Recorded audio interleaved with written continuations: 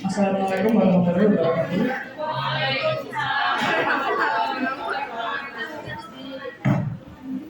Kepada yang terhormat Bapak Dr. Eko Surosa MPD, Kuliah Pragmatik dan juga teman-teman yang berbahagia.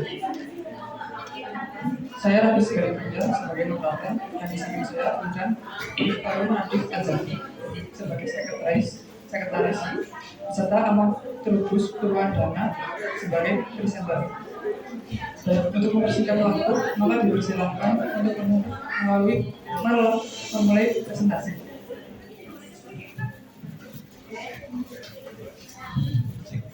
Baik, terima kasih atas kesempatan dan waktunya yang telah diberikan. Sebelumnya, bismillahirrahmanirrahim. Assalamualaikum warahmatullahi wabarakatuh. Perkenalkan, saya Ahmad Trubus Purwandana dari kelas 3A. Di sini saya akan menyampaikan materi mengenai pragmatik.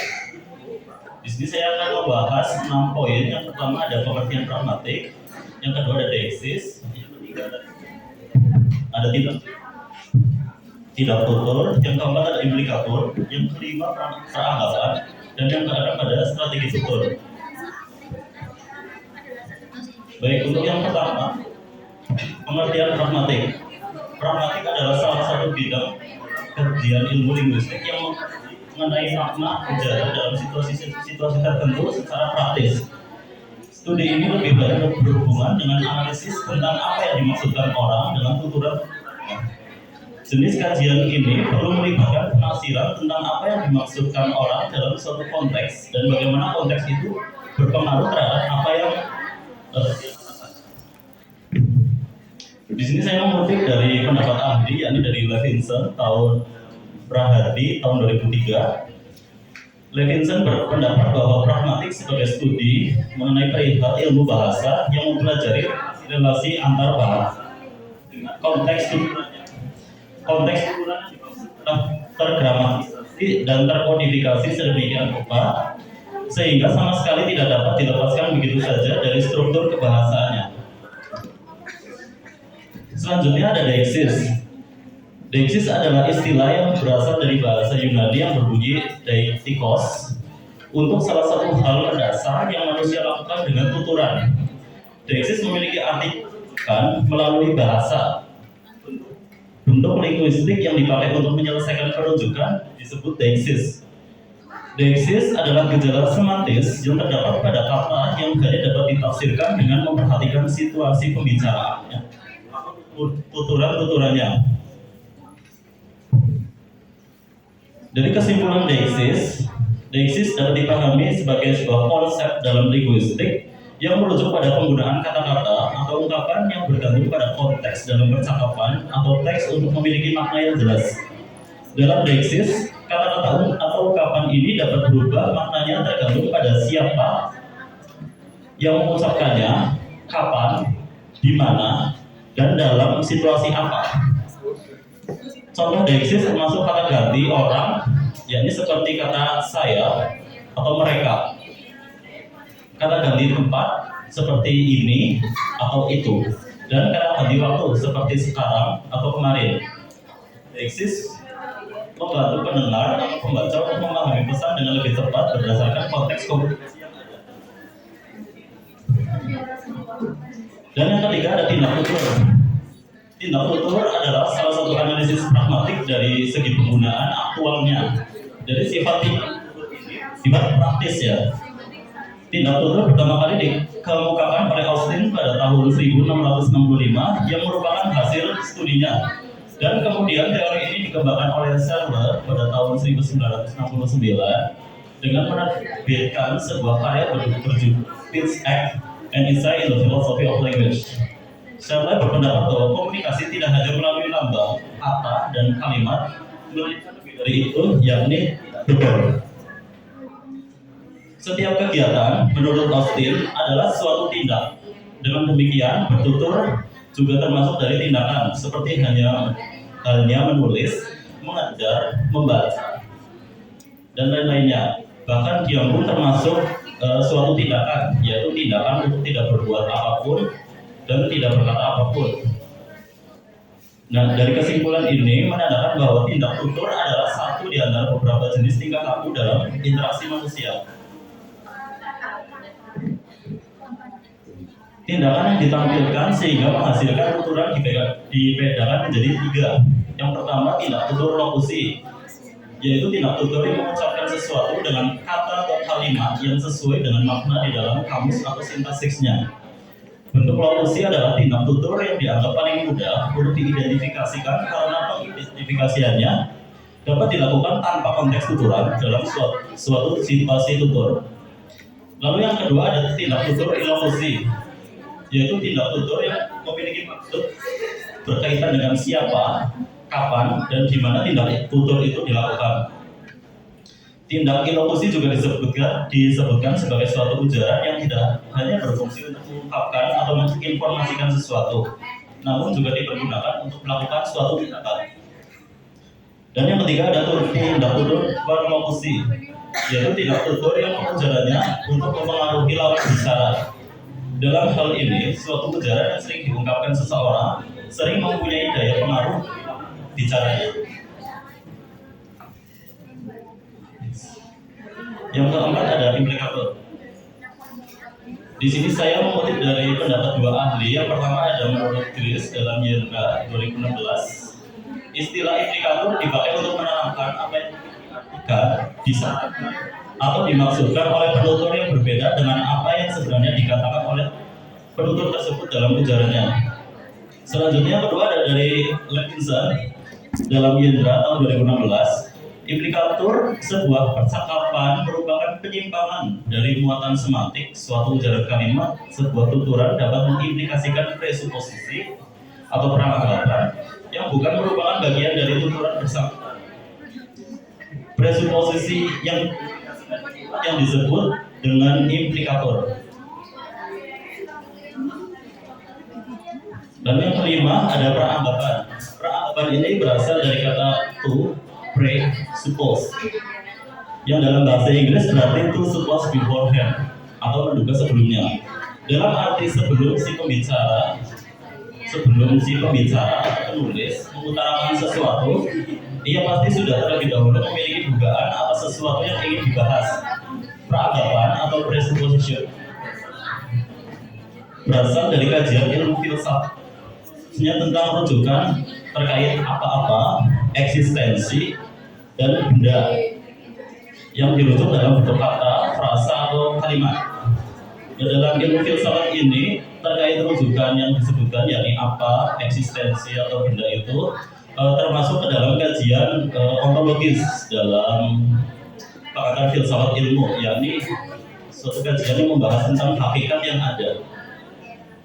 Lalu peranggapan dapat juga dipahami sebagai konsep dalam ilmu linguistik pragmatik yang merujuk pada asumsi atau harapan yang mendasari suatu percakapan atau tuturan. Ini terkait dengan pemahaman bahwa pembicara dan pendengar memiliki pengetahuan bersama atau harapan tertentu tentang suatu situasi yang mereka gunakan untuk mengisi makna yang tersirat dalam komunikasi. Yang keenam, yang terakhir, yakni strategi tutur. Dalam satu analisis pragmatik, yakni memiliki tindak tutur, dan dalam tindak tutur ini memiliki strategi untuk pengujarannya. Setiap orang dalam melakukan komunikasi dengan orang lain, maka orang itu mengungkapkannya dengan bahasa. Dan bahasa itu terstruktur, memiliki kaidah-kaidah, dan tentunya memiliki strategi dalam penuturannya. Dalam pragmatik, ungkapan yang disampaikan dengan menggunakan alat bahasa disebut dengan tindak tutur. Nah, ini strategi tindak tutur dibagi menjadi 4 model. Yang pertama ada tindak tutur langsung, yaitu tindak tutur yang sesuai dengan fungsi kalimat yang membentuknya. Contoh, ibu berkata kepada anaknya, tutup pintunya. Nah, dari kalimat tersebut mengandung makna perintah untuk menutup pintunya. Dengan hal tersebut, maka si anak akan otomatis memahami perintah tersebut dan melaksanakannya, yakni dengan menutup pintunya.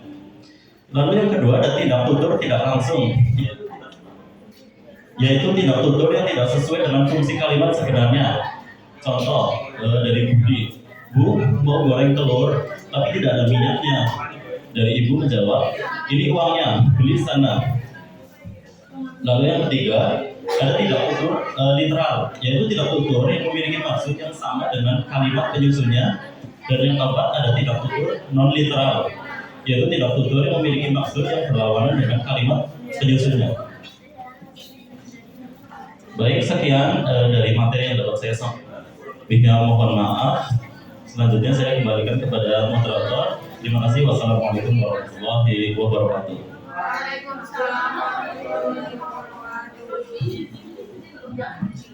Terima kasih kepada Mas Among selaku presenter yang telah menjelaskan materi pada malam hari ini.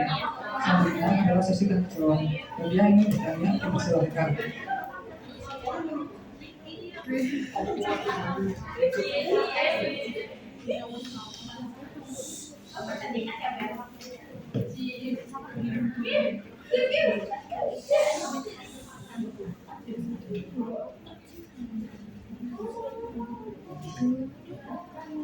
Perkenalkan, nama saya Finaria Dinda Merli.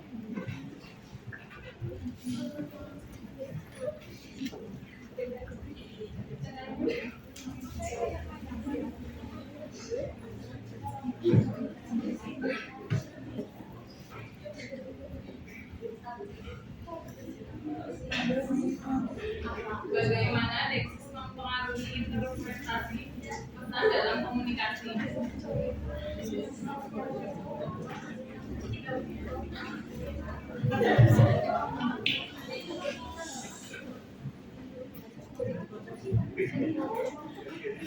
Baik, selanjutnya dilanjutkan oleh pertanyaan kedua. Perkenalkan, nama saya Abdul Mulia dengan IPA 13. Tanya, mengapa kita membutuhkan pragmatis dalam kehidupan? Baik, terima kasih kepada kedua penanya. Kepada presenter dipersilakan untuk menjawab.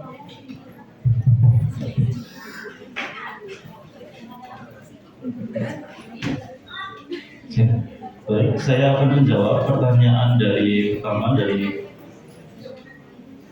Mbak Arvina. Bagaimana deiksis mempengaruhi interpretasi pesan dalam komunikasi? Deiksis dapat mempengaruhi interpretasi atau penafsiran pesan karena membantu pendengar atau pembaca mengidentifikasi konteks spesifik di mana kata atau frasa tersebut digunakan, sehingga pesan tersebut dapat tersampaikan dengan jelas, dengan baik juga. Begitu. Selanjutnya saya akan menjawab pertanyaan kedua dari Mas Ramli atau Mulia terkait mengapa kita membutuhkan ilmu pragmatik dalam kehidupan sehari-hari.